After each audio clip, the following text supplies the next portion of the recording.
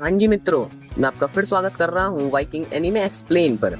और आज हम चेन स्मोकर कैट एपिसोड 6 को कवर करेंगे। वीडियो को एंड तक अच्छे बच्चे की तरह देखना, कोई बहुत लंबी वीडियो नहीं है। और देखो सब्सक्राइब जरूर कर देना, क्योंकि तुम लोग सब्सक्राइब नहीं करते हो। तो हम यहाँ देखते हैं कि यहाँ पे इन सभी बिल्लियों की मस्त पार्टी चल रही होती है और यहाँ पे इनकी ड्रिंक्स आ जाती है। तो यहाँ पे आरू को, जो कि अल्कोहल की खुशबू सूंघते उड़ जाती है और बॉटल से ही पीने लगती है। वैसे कोई जापानीज अल्कोहल होता होगा, मुझे नहीं पता इस बारे में ज्यादा कुछ। खैर फिर इसे रेस्टरूम जाना होता है तो ये अपने पैरों में अड़ के गिर जाती है। इतने नशे में होती है। फिर आरू को यहाँ से रेस्टोरेंट से ही बाहर निकल जाती है और एक शॉप के रेस्टरूम को इस्तेमाल करती है और वहाँ से बियर खरीद के पीने लगती है। और ये सोच रही होती है कि ये है कहाँ पे। फिर एक टैक्सी करती है और निकल जाती है इनोशिमा बीच पर। अब यहाँ पे ये पूरी रात बैठ के बियर पीती रही और दिन में यहाँ पे हम देखते हैं कि इसके बालों में कोई जीपीएस ट्रैकर लगा होता है, जिससे याकू और गंजाक मकान मालिक इसे ढूंढ लेते हैं और इसे ट्रक में लोड करके निकल पड़ते हैं। और नेक्स्ट सीन में हम ये देखते हैं कि असल में चारों बिल्लियां मस्त आराम से बातचीत कर रही होती हैं और कंसाई कहती है, तुम लोगों को वाकई में आरू को इनोशिमा में मिली थी। फिर तो कंसाई कहती है, वैसे आज काफी गर्मी है आरू को, तुम्हें भी अपने बाल ट्रिम कर लेने चाहिए। हल्के बालों में फिर भी काफी कम गर्मी लगती है। लेकिन हम देखते हैं कि यहाँ पे आरुको के बालों को तो बिल्कुल झाड़खंड में हुआ पड़ा था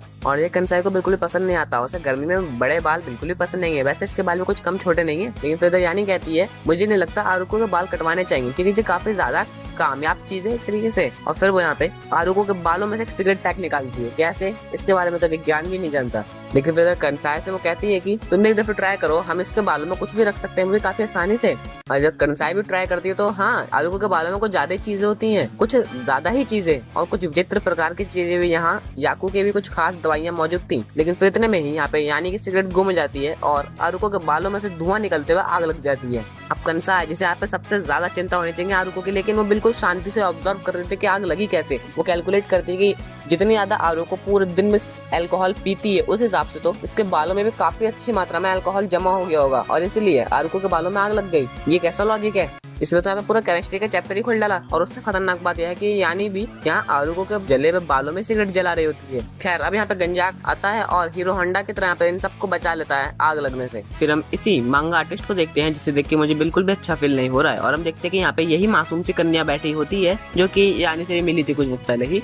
तो यहाँ पे ये बात कर रही होती है कि आजकल मैं बिल्कुल भी ठीक से ब्लॉक्स को ड्रॉ नहीं कर पाती हूँ, मतलब जो मांगा में ब्लॉक रहते हैं ना वही वाले, मतलब मांगा पैनल्स। और बताती है कि कितनी भी कोशिश कर लूं, दिमाग में बातें आती हैं लेकिन मैं उन्हें भूल जाती हूँ और जब तक डेडलाइन भी खत्म हो जाती है कुछ भी बना ही नहीं पाती हूँ मैं आजकल, मतलब आइडियाज अच्छे से आ नहीं रहे हैं। तो फिर इधर यहाँ पे ये मांगा आर्टिस्ट कहती है कि अच्छा ऐसी बात है, वैसे तुम थोड़ा धीरे बोलो और मुझे अपना फोन दिखाओ ताकि मैं तुम्हारा फोन का स्क्रीन टाइम देख सकूं। और वैसे मैं एक बात कहूँ, मुझे इसके आजू बाजू कोई भी लड़की सुरक्षित महसूस नहीं होती है। फिर हमें पता चलता है कि असल में इस लड़की का स्क्रीन टाइम पूरे हफ्ते में 60 घंटों का होता है। अब ये कम है या ज्यादा ये तो मैं कुछ नहीं कह सकता, क्योंकि पर डे का कम से कम 10 घंटों का तो हो ही गया। फिर हम इधर याकू गंजाक को देखते हैं, जो कि आराम से यहाँ पे आरुको को ढूंढने जा रहे होते हैं। हाँ मतलब ये थोड़ा सा पिछले सीन का ही याकू का पॉइंट ऑफ व्यू था। तो इधर गंजाक कहता है, तो इस बार तुम अपने पेरेंट्स से मिलने नहीं जा रही?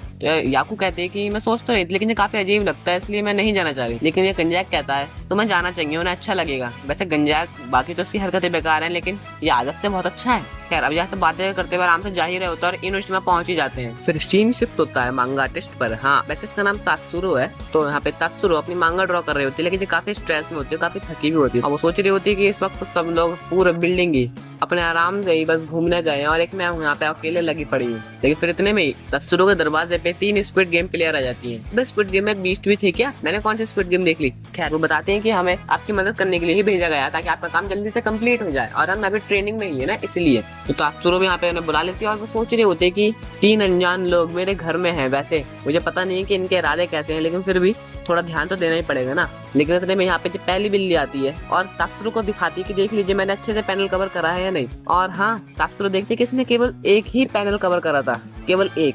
खैर फिर भी तात्सुरो इसकी तारीफ कर देती है और यहाँ पे तीनों बिल्लियां बड़े आराम से खुश हो जाती है। बचपना गया नहीं अभी तक। खैर फिर तात्सुरो सोच रहे थे कि चलो ये तो बुरे नहीं है और इनके इंटेंशन भी ठीक ही है, मतलब ये बच्चे ही हैं, सीख ही तो रहे हैं। लेकिन फिर तो दूसरी बिल्ली आती है, वो दिखाती है कि देख लीजिए मैंने पैनल्स पे अच्छे से क्लाउड भरे हैं नहीं। वैसे क्लाउड वो होते हैं जिन पे मतलब लेटर्स वगैरह लिखे आते हैं मांगा पैनल्स पे, वैसे मैं क्लाउड ही बोल रहा हूँ क्योंकि क्लाउड जैसे ही लगते हैं ना, इसलिए। तो हाँ तात्सुरो देखती है कि तुमने वैसे काम तो पहले से ठीक ही किया, तो हाँ तुम्हारा बेटर है। लेकिन फिर वो देखती है कि इसने टेबल पे लगी हुई शीट्स काट दी थी, और क्यों काटी थी मुझे नहीं पता यार, मुझे नहीं पता सच में।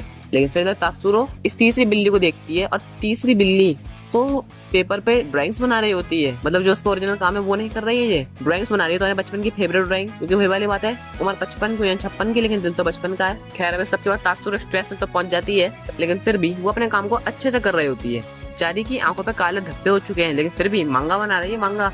और उस सब के बाद टेली बिल्ली का फिर से टर्न आता है, वो फिर से अपना मांगा पैनल दिखाती है, तीसरा पैनल। खैर इस बार तात्सुरो से सब्र नहीं होता, वो कह देती है कि तुम एक एक करके पैनल क्यों दिखा रही हो, तुम पूरा पेज कवर क्यों नहीं कर रही हो, क्या तुम्हें नहीं लगता तुम मेरा वक्त बर्बाद कर रहे हो, तुम सबके सब इतने धीरे और लल्लू की तरह काम क्यों कर रहे हो। मतलब काफी रूड बिहेवियर से बात करी। और ये तीनों बिल्लियां जो बेचारी काफी मासूम में डर जाती है बहुत ज्यादा, और बिल्कुल शांति से अपने काम को करने लगती है रोते रोते। लेकिन फिर भी तात्सुरो को अपने बातों पे पछतावा हो रहा होता है, और वो इनसे यहाँ पे माफी मांगती है कि मुझे माफ करना, तुम लोग मेरी मदद करने आए हो और मैं तुमसे ठीक से बात तक की नहीं कर रही हूँ, बस मैं थोड़े स्ट्रेस में हूँ इसलिए ऐसा हो रहा है। डेडलाइन नजदीक है और मुझे तुम सबकी हेल्प चाहिए, इसलिए बस तुम मेरी मदद अच्छे से करो। और यहाँ पे तीनों बिल्लियां अब बड़े अच्छे से खुश हो जाती हैं। चलो कुछ आदतें बुरी हैं, लेकिन फिर भी कुछ आदतें तो अच्छी है ही। खैर अब तीनों बिल्लियां पे काफी ईमानदारी से और मेहनत से अपना काम अच्छे से कर रही होती हैं, और पूरी रात निकालने के बाद इनका अगला दिन आता है। वैसे दिन तो सभी का आता है, कई बार किस्मत खराब होती है तो नहीं आता है, वरना सबको ही आता है दिन तो। अब यहाँ पे इन तीनों की मेहनत और साथ में तात्सुरो की भी मेहनत रंग लाती है। इनका काम लगभग खत्म ही हो चुका होता है, इसलिए अब तात्सुरो ने भेज देती है, क्योंकि अब जरा सा काम बचा कर तात्सुरो खुद ही कर लेगी।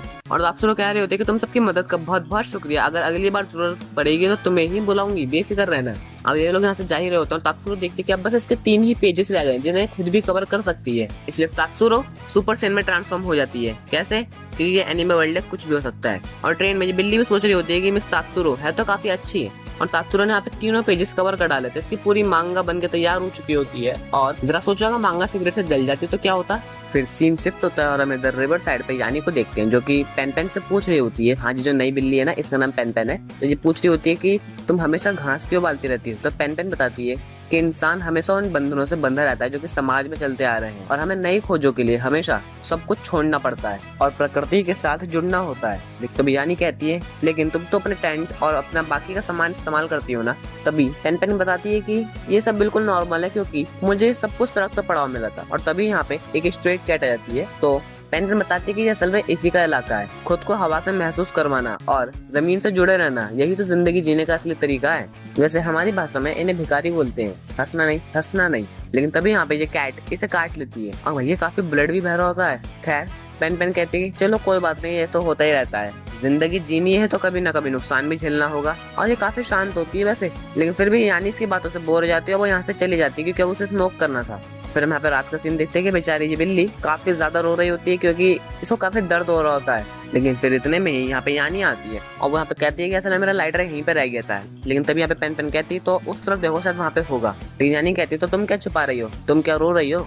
लेकिन पेन पेन कहती है ऐसा कुछ भी नहीं है, तुम्हें गलतफहमी हुई है। लेकिन तभी भैया यानी उसका चेहरा देखती है और काफी ज्यादा भैया आंसू में डूबे हुआ होता है इसकी आंखें। लेकिन फिर भी यानी को सबसे कोई फर्क नहीं पड़ता, यहाँ से बस एक सिगरेट बट उठा लेती है, पता नहीं से कैसे मिल गया, और यहाँ से चलती बनती है। काफी हवाएं हो रही है यहाँ पे, काफी तेज हवा चल रही है, और यहाँ पे बारिश भी होने लगती है। और फिर हम देखते हैं कि यहाँ पे पेन पेन असल में यानी के घर में होती है, क्योंकि मना दे दी होगी यानी ने ऐसे अपने कबाड़ खाने में। तो हम न्यूज में देखते हैं कि यहाँ पे काफी बाढ़ आ रही होती है, काफी अच्छी खासी तेज बारिश चल रही होती है। तो यहाँ पे यानी कहती है कि मुझे बारिश पसंद है, मैं मेंढक पकड़ने जा रही हूँ। लेकिन तभी यहाँ पे पेन पेन कहती है मैं तुम्हारी भावनाओं को समझ सकती हूँ, लेकिन इस वक्त ये खतरनाक होगा। यानी तुम्हें पता है इंसानियत की शुरुआत भूख से हुई थी, लेकिन फिर धीरे धीरे इंसानों का लालच बढ़ता गया है। दुनिया को जीतने की उनकी इच्छा और लालच ने उन्हें जकड़ लिया। इतिहास में सारे भयानक युद्ध लालच से ही शुरू हुए थे, और इसलिए मैं ऐसी जिंदगी जीती हूँ ताकि मैं इंसानियत को ये साबित कर सकूं कि हम उन सभी बंधनों से, उन सभी लालच से मुक्त होकर आराम से जी सकते हैं। काफी बढ़िया फिलॉसफी है इसकी। और इसीलिए यानी मुझे लगता है कि तुम्हें भी अब सब कुछ छोड़ छाड़ के इंसानों की तरह जीना शुरू कर देना चाहिए,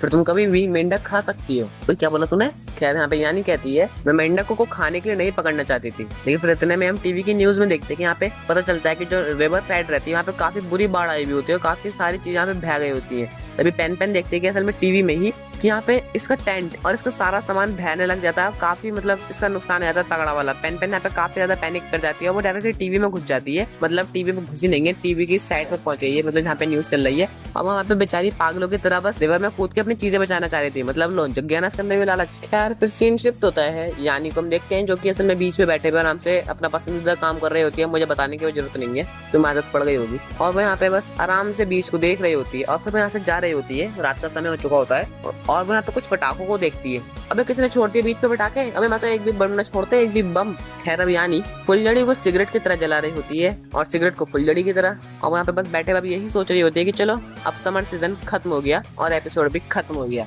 आपको ये वीडियो कैसी लगी? अगर मजेदार लगी हो तो भैया कमेंट में बता देना। और देखो यार, तुम लोग सब्सक्राइब कर दिया करो, अच्छा कमेंट करे करो, बढ़िया बढ़िया। और अब जाएगा शॉर्ट आउट उन लोगों के लिए जिन लोगों ने हमारी वीडियोस पे पहले कमेंट करे होंगे। तुम भी नेक्स्ट वीडियो पे कमेंट जरूर कर देना भैया। और हाँ भाई, ये लोग वही हैं जिन्होंने हमारी पिछली वीडियो में कमेंट करे थे। तुमने तो करे नहीं, इसलिए इन्हीं को ऐड करा मैंने कमेंट में। और मैं तुम लोगों को बताना चाहता हूँ कि भाई हाँ, अब वीडियो के एंड तो हो चुका है, मेरा भी एंड हो चुका है, मैं जा रहा हूँ सोने। अब मिलेंगे किसी और दिन किसी और एनीमे में, तब तक के लिए सायोनारा।